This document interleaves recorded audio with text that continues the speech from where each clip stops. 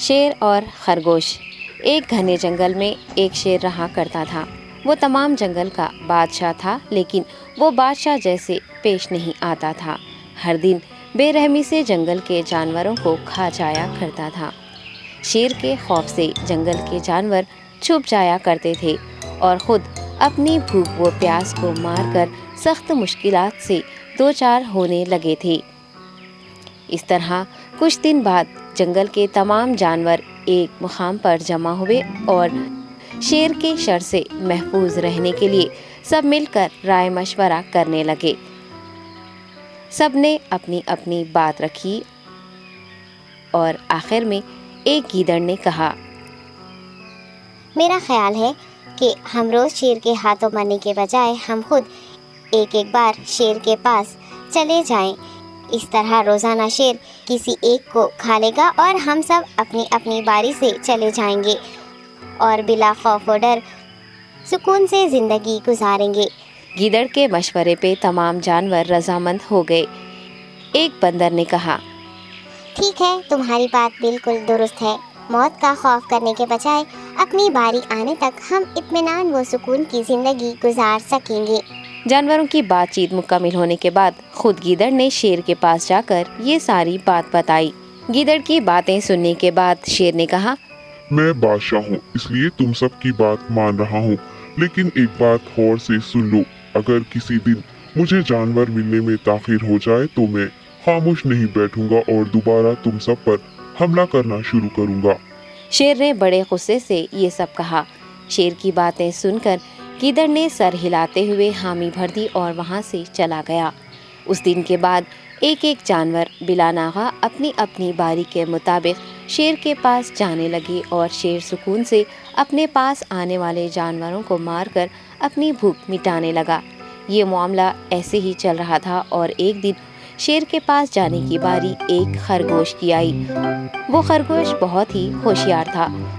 اسے شیر کے پاس جانا منظور نہیں تھا اور اس نے اپنے ساتھی جانوروں کو بے رحمی سے مارنے والے شیر کو سبق سکھانے کی ٹھان لی اور ایک اچھی تدبیر نکال کر آہستہ آہستہ شیر کی گفا کے پاس پہنچ گیا۔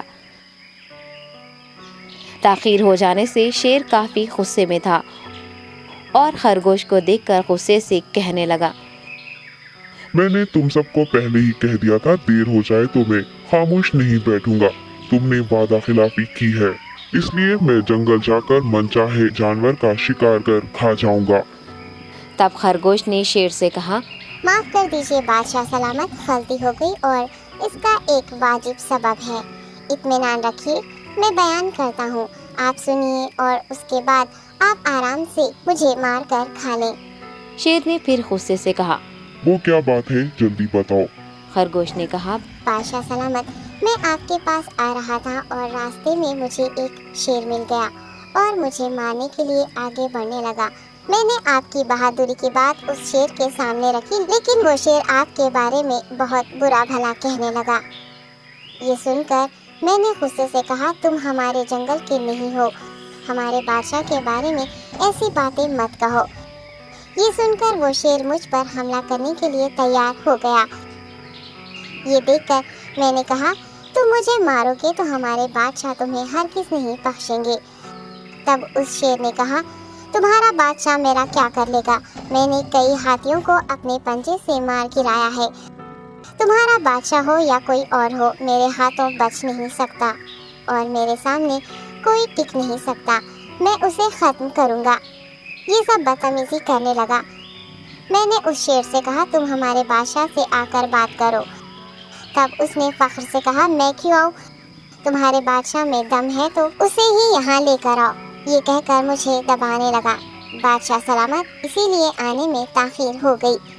یہ سنتے ہی شیر غصے سے کہنے لگا، چلو ابھی چلتے ہیں، اسے ختم کر دوں گا۔ یہ سننے کے بعد خرگوش نے شیر کو جنگل کے درمیان موجود ایک کنویں کے پاس لے گیا۔ خرگوش نے کہا، بادشاہ اس کے اندر دیکھیے، وہ وہاں آپ کا بے صبری سے انتظار کر رہا ہے، آپ اسے اچھا سبق سکھائیے۔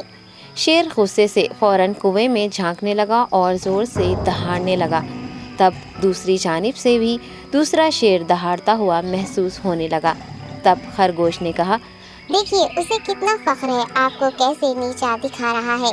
ये कहकर वो शेर को जोश दिलाने लगा।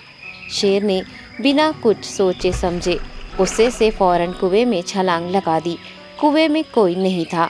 शेर पानी में हाथ पैर मारता कुएं से निकल नहीं पाया और कुएं में ही उसने दम तोड़ दिया। खरगोश ने अपनी अक्लमंदी से न सिर्फ अपनी हिफाजत कर ली बल्कि तमाम जानवरों को शेर के खौफ से निजात दिलाई। सबक: अक्ल का इस्तेमाल करते हुए हमें अपने आप को बचाना चाहिए। बाजुओं के ज़ोर से दिमाग की ताकत ज़्यादा होती है। Hi kids! Hope you liked the video. Subscribe for more videos. Visit us in Facebook and Twitter. Thank you. Bye bye.